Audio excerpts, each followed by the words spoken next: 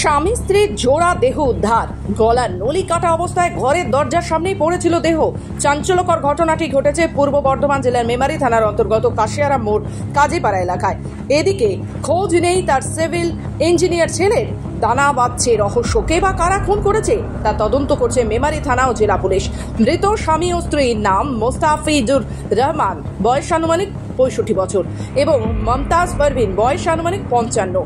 খুনের পর দেহ বাড়ির বাইরে রাস্তায় ফেলে দেওয়া হয়। খবর পেয়ে ঘটনাস্থলে পৌঁছয় মেমারি থানার পুলিশ। রক্তাক্ত অবস্থায় প্রৌঢ় দম্পতির দেহ উদ্ধার করে ময়নাতদন্তের জন্য বর্ধমান মেডিকেলে পাঠায় পুলিশ। সূত্রে খবর, ঘটনার পর থেকে ছেলেও নিখোঁজ। জানা যাচ্ছে বাড়িতে স্বামী, স্ত্রী এবং এক সন্তান হুমায়ুন কবির থাকতেন। যদিও কাল ঘটনা ঘটার পর তাদের সন্তানের খোঁজ নেই, তবে কে বা কারা কি উদ্দেশ্যে এই নৃশংস হত্যাকাণ্ড ঘটালো তা খতিয়ে দেখছে পুলিশ। একই সঙ্গে দম্পতির ছেলের ভূমিকাও খতিয়ে দেখছে পুলিশ। আমি সত্যি কথা বলতে যখন এলাম তখন দেখলাম পুলিশ ওনার যে বাড়ির সামনেই রাস্তার উপরেই ওনাদের দুজনের বডি আর কি পড়েছিলেন, স্বামী স্ত্রী, গলা কাটা অবস্থায়। পুলিশ তুলে নিয়ে চলে যাচ্ছে, ব্যাস ওইটাই আমি দেখেছি। কি মনে হচ্ছে? এটা দেখে মনে হচ্ছে খুন, বাট খুনকে করেছে বা কিছু, এগুলো তো এখন তদন্ত সাপেক্ষ, পুলিশ তদন্ত করছে। আজকে সকালবেলা দেখলাম হচ্ছে আমি এসেছি 4:55, তখন দেখছি দুজন এই রাস্তাতে মানে মৃত পড়ে আছে। আচ্ছা, ওনারা কি এখানেই বাড়ি? হ্যাঁ, এখানে বাড়ি, সামনে বাড়ি, দুজন স্বামী স্ত্রী। স্বামী স্ত্রী কি নাম? একজন হচ্ছে মুস্তাফিজুর রহমান আর একজনের নাম হচ্ছে মমতাজ পারভিন। ঘটনাটা আজকে ভোরবেলা থানায় একটা ইনফরমেশন আছে যে দুজন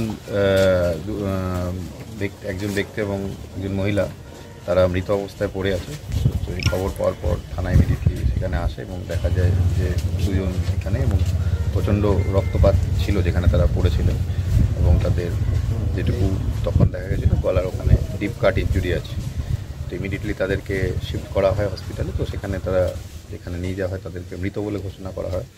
তো তারপর যেটা আছে, যার পাওয়া গেছে তারই বাড়ি এটা, তার নাম হচ্ছে আপনার মোস্তাফিজুর রহমান। ওনার বয়স 65 বছর ওপর, এবং ওনার সাথে যিনি ছিলেন ওনার স্ত্রী। তো দুজনেই সিনিয়র সিটিজেন। তো এই বাড়িতে ওনারা থাকতেন এবং ওনাদের সাথে ওনার ছেলে থাকতো। ছেলেকে আমরা ঘটনার পর থেকে দেখতে পাচ্ছি না।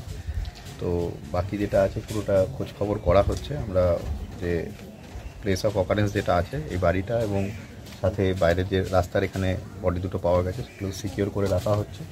আমরা ফরেন্সিক টিমকে আমরা ইন্টিমেট করেছি, ওনারা ভিজিট করে এখান থেকে ওনাদের যা সাক্ষ্য প্রমাণ নেওয়ার সেগুলো ওনারা কালেক্ট করবেন, আর আমাদের যেটা তদন্ত সেটা আমরা চালু করেছি। পূর্ব বর্ধমান থেকে সুমন বিশ্বাসের রিপোর্ট, খবর বাংলা।